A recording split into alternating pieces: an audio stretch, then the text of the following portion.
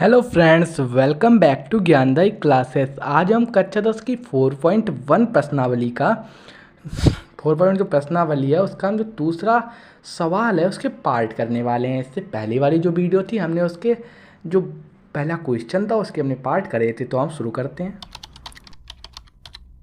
तो इससे पहले वाली जो प्रश्नावली थी ना, मतलब जो इससे पहले जो चैप्टर था, तीसरा चैप्टर, उसमें कुछ ऐसे सवाल होते थे। पहले हम सवाल पढ़ेंगे, समझेंगे, फिर उसे प्रश्नानुसार हम देखेंगे हमें क्या मानना है, क्या करना है, क्या नहीं। तो ठीक है, हम सवाल पहले पढ़ते हैं। एक आयताकार भूखंड का क्षेत्रफल 528 मीटर स्क्वायर है। मतलब ये आयताकार भूखंड है, इसका क्षेत्रफल कितना है? 500 मीटर स्क्वायर। क्षेत्र की लंबाई, और जो लंबाई है इसकी, जो लंबाई है ना, ये माना, ये लंबाई अगर x मानोगे तो सॉरी, मतलब ये जो लंबाई क्या है वो चौड़ाई के 2 गुने से अधिक। अगर चौड़ाई x है तो लंबाई होगी 2x + 1, मतलब 2 गुने से 1 अधिक। हमें भूखंड की लंबाई और चौड़ाई ज्ञात करनी है, ये भी ज्ञात करना है और ये भी ज्ञात करना है। ठीक है, तो हम पहले मानेंगे, माना। अगर इसे मानेंगे तभी हम एक समीकरण बनाएंगे। जो हमें ज्ञात करना होता है हम वैसे ही पहले से ही उसे मानते ही हैं, इसलिए मानेंगे। माना चौड़ाई। और आप सोच रहे हो चौड़ाई को क्यों मानना है? चौड़ाई इसलिए मान लें क्योंकि लंबाई चौड़ाई के 2 गुने से 1 अधिक है। तो चौड़ाई को मानेंगे, लंबाई अपने आप हमें मिल जाएगी। जैसे जैसे हमने मान लिया x, तो लंबाई हो जाएगी 2 गुना, मतलब 2x + 1। ओके, माना चौड़ाई x मीटर है, तब लंबाई क्या हो जाएगी? तब लंबाई हो जाएगी हमारी, लंबाई बराबर 2x, मतलब 2 गुने से 1 अधिक, इतने मीटर होगी। पहले हम देखते हैं हमें क्या दिया है इसमें। तो आयताकार भूखंड का क्षेत्रफल, मतलब आयताकार भूखंड का क्षेत्रफल कितना है हमारा? भूखंड का क्षेत्रफल, क्षेत्रफल कितना दे रखा है? 528 मीटर स्क्वायर। ठीक है, अब आयताकार भूखंड का क्षेत्रफल कितना है? 528 मीटर स्क्वायर। तो ये आयताकार भूखंड है, इसका क्षेत्रफल 528 मीटर स्क्वायर है। लेकिन हमने इसकी लंबाई और चौड़ाई तो निकाल ली है, 2x + 1। अब जो आयताकार भूखंड का क्षेत्रफल होता है इसे हम क्या कहते हैं? लंबाई गुणा में चौड़ाई। मतलब L या B, L लंबाई होती है और B चौड़ाई होती है। ठीक है, बराबर 528। ये इसके बराबर क्यों होगा? क्योंकि ये भी क्षेत्रफल होता है, लंबाई गुणा चौड़ाई, और ये भी एक क्षेत्रफल ही है। तो लंबाई इसकी क्या मानी है हमने? लंबाई इसकी है 2x + 1, ब्रैकेट लगा देंगे, और इसकी जो चौड़ाई है वो x है। ये किसके बराबर है? 528 मीटर स्क्वायर के। अब x के अंदर गुणा करेंगे, क्या आएगा? 2x²। इसके इधर गुणा करेंगे तो x, और ये 528 है, इसे इस तरफ ले आएंगे तो माइनस का 528 बराबर 0। अब ये क्या हो जाएगी? एक द्विघात समीकरण हो गया। क्यों? क्योंकि ये ax² + bx मतलब b की जगह क्या है? 1 है। bx - c बराबर 0। अब ये द्विघात समीकरण हो जाएगा, यही इसका आंसर हो जाएगा। ठीक है, हम इसका दूसरा पार्ट करते हैं। अगर आपको इसमें कोई कन्फ्यूजन है तो आप कमेंट में हमसे पूछ सकते हैं। ठीक है, दूसरा पार्ट शुरू करते हैं।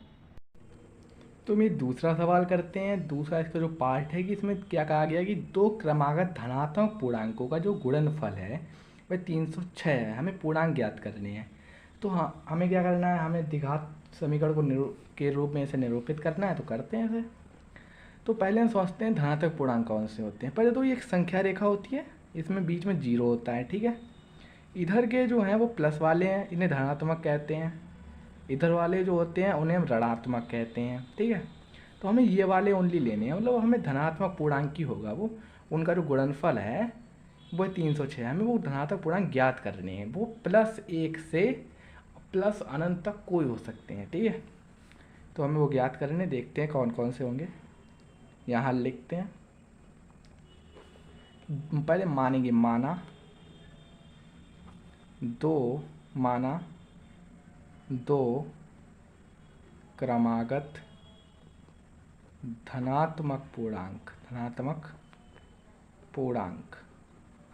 अब दो भी धनात्मक पूर्णांक है। यहाँ पे क्या है? ये हर बार क्या है? एक बढ़ रहा है, वो क्रमागत है, मतलब पहले 1 होगा फिर 2 होगा, ऐसी एक कोई धनात्मक पूर्णांक अगर वो एक x होगा तो दूसरा x + 1 होगा, मतलब ये x है तो दूसरा इससे एक अधिक होगा, इस हिसाब से। तो मानेंगे कि x तथा x प्लस 1 है, एक एक है तो दूसरा एक एक और एक 2 होगा, ठीक है। तो इसे आगे सॉल्व करते हैं। हमें कहा गया है कि इन जो धनात्मक पूर्णांक हैं इनका गुणनफल है वो 306 है, मतलब x और गुणा में x प्लस 1, जब इनकी गुणा करेंगे तो 306 आता है, ये हमसे कहा गया है। इनका गुणनफल है वो बराबर है 306 के। गुणा करते हैं, x स्क्वायर हो जाएगा प्लस x हो जाएगा और माइनस के 306 को इस तरफ ले आएंगे तो ये बराबर 0। अब ये क्या हो जाएगा, एक द्विघात समीकरण के रूप में हो गया, ax square plus bx plus c बराबर 0। ये चिन्हों का कोई फर्क नहीं पड़ता है, बस ये 0 नहीं होना चाहिए यहाँ पर, मतलब स्क्वायर होना चाहिए, बस स्क्वायर है तो ये द्विघात समीकरण है, बात खत्म। ये उत्तर हो जाएगा। अगला पार्ट करते हैं इसका। Hello guys, welcome back to Gyandayi classes. आज हम क्या करने वाले हैं, आज हम कक्षा 10 की जो 4.1 प्रश्नावली है उसका दूसरा प्रश्न करने वाले हैं, ठीक है। जो ये प्रश्न दिया गया था, हमने इस जो पहली वाली वीडियो थी उसमें हमने 4.1 प्रश्नावली का पहला जो प्रश्न था उसे पूरा किया था। आज हम दूसरा प्रश्न करेंगे, ठीक है। इसके कुछ पार्ट है जिन्हें हमें सॉल्व करना है। देखते हैं प्रश्न कहता क्या है। तो निम्न स्थितियों को द्विघात समीकरण के रूप में व्यक्त कीजिए, मतलब जो द्विघात समीकरण है उसके रूप में जो निम्नलिखित स्थितियाँ हैं उन्हें व्यक्त करना है। द्विघात समीकरण को आपको पता है क्या, कौन सा द्विघात समीकरण होता है, ये होता है ax square plus bx plus c बराबर 0। इसे हम क्या कहते हैं, इसे हम द्विघात समीकरण कहते हैं, ठीक है। तो इसके रूप में हमें ये जो स्टेटमेंट दे रखा है, पूरा सवाल है, इसको ऐसा बनाना है, इस रूप में व्यक्त करना है, ठीक है। तो इसे करते हैं, देखते हैं इसे कैसे किया जाता है। तो हम जो इसका तीसरा पार्ट करते हैं, इसमें तो क्या कहा गया है, रोहन की जो माँ है उससे 26 वर्ष बड़ी है, उनकी आयु का जो गुणनफल, अब से 3 वर्ष पश्चात जो उनकी आयु होगी उनका जो गुणनफल है वो 360 है, ठीक है। 360 होगा तो हमें रोहन की वर्तमान आयु ज्ञात करनी है। तो पहले हम मानते हैं रोहन की आयु है क्या, मान लेंगे, माना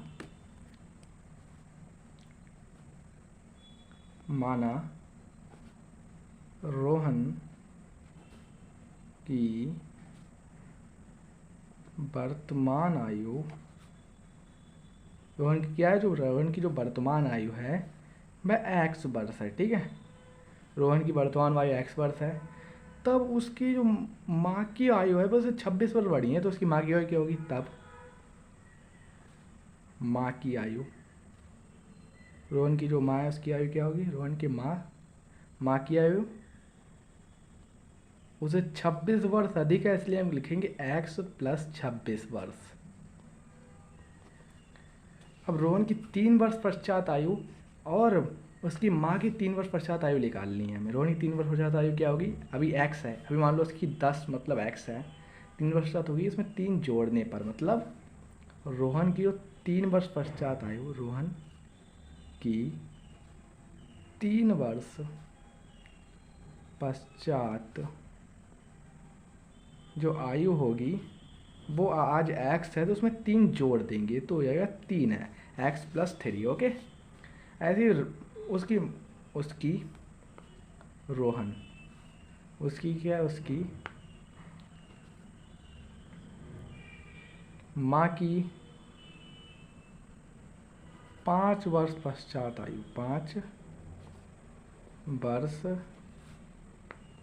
पश्चात आयु, ठीक है। उसके माँ की 5 वर्ष पश्चात आयु क्या होगी, अभी इसकी x प्लस 26 है तो 26 में 3 और जुड़ जाएंगे तो उसकी जो आयु हो जाएगी वो x प्लस 29 हो जाएगी, ठीक है। तो हम फिर प्रश्नानुसार लिखते हैं। प्रश्न क्या कहता है हमसे, ये कहता है कि जो उनकी आयु, मतलब उनकी मतलब रोहन और 3 पश्चात मतलब x प्लस 3 और x प्लस 29 का जो गुणनफल है वो 360 है। तो x स्क्वायर, फिर x के 9 से गुणा होगी तो 29x हो जाएगा, 3 की x से गुणा होगी तो 3x होगा, और 3 की 29 से गुणा होगी तो 29 3 से गुणा करेंगे, 3 में कितना होता है 27 का 7 हाथ से लगा तो 3 दूनी 6 और 2 8, 87, और माइनस का इसे बराबर किस तरफ ले आएंगे तो ये क्या हो जाएगा, माइनस का 360 बराबर 0। तो x स्क्वायर को x स्क्वायर लिख लेंगे और 29x में से 3x घटाएंगे, कितने बचेंगे 26x। और 360 में 87 घटाएंगे, 60 है 360 लिखा, उसमें 87 घटा दो, 10 हासिल आएगा, मतलब एक हासिल आएगा 10 हो जाएगा, 10 में से 7 जाए कितने बचेगा 3, यहाँ 5 बचेगा, 5 15, 15 में से जब 8 जाएगा तो हमारे पास 7 बचेगा, मतलब 73। तो ये क्या हो जाएगा 73, सॉरी मतलब 273 माइनस का 273 बराबर 0। ये क्या है, एक समीकरण है जिसे हम द्विघात समीकरण कहते हैं। हमें यही व्यक्त करनी थी, हमने जो ये स्टेटमेंट दे रखा है, जो क्वेश्चन था उसे द्विघात समीकरण के रूप में व्यक्त कर दिया, यही एक आंसर हो जाएगा। ठीक है, इसका अगला पार्ट करते हैं, देखते हैं क्या है। तो हम इसका जो चौथा पार्ट करते हैं, इसे लिखते हैं। चौथा पार्ट क्या है, हम इसे पढ़ते हैं पहले। रेलगाड़ी क्या है 480 किलोमीटर की दूरी समान चाल से तय करती है। एक रेलगाड़ी है वो 480 किलोमीटर की जो दूरी है वह समान चाल से तय करती है। यदि उसकी चाल 8 किलोमीटर प्रति घंटा बढ़ा दी जाए, ठीक है, तो वह उसी दूरी को तय करने में 3 घंटे अधिक समय लेती है। हमें रेलगाड़ी की चाल ज्ञात करनी है, तो हमें पता है जो ज्ञात करना होता है उसे मान लेते हैं। तो माना, तो लिखेंगे माना रेलगाड़ी की चाल क्या है, रेलगाड़ी की चाल बराबर x किलोमीटर पर हावर, किलोमीटर पर हावर। हमारे पास एक फॉर्मूला होता है, क्या होता है, चाल बराबर दूरी बटे समय। ठीक है, चाल बराबर क्या होता है, दूरी बटे समय। जैसे हम लिखते हैं दूरी, दूरी कितनी है हमारे पास 480 किलोमीटर, ऐसे क्या लिखेंगे 480 किलोमीटर। ठीक है, दूरी है ये हमारी। समय पता नहीं है, हम क्या मान लेंगे, समय को हम t मान लेते हैं, या ऐसे छोड़ देते हैं, तो t मान लेते हैं t1, क्योंकि एक दूसरा समय भी हमारे पास। चाल हमारी कितनी है x किलोमीटर प्रति घंटा हमने मानी है। तो हम इसे t को ऊपर लाते हैं, x को नीचे, तो हम लिखते हैं समय, समय t1 बराबर 480 किलोमीटर,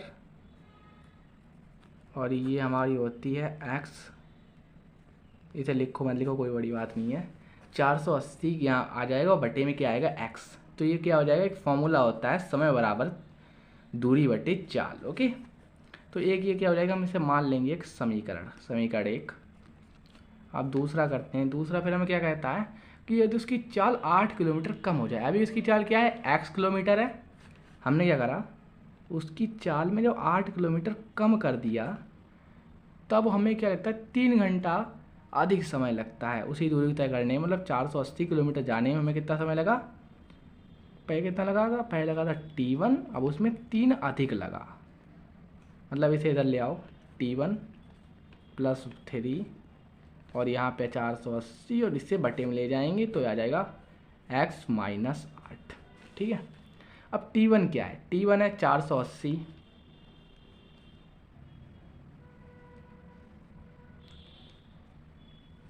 480 बटे में x। ओके, और ये क्या है, ये है 480 प्लस 3 हो जाएगा, और ये है 480 बटे में x माइनस 8।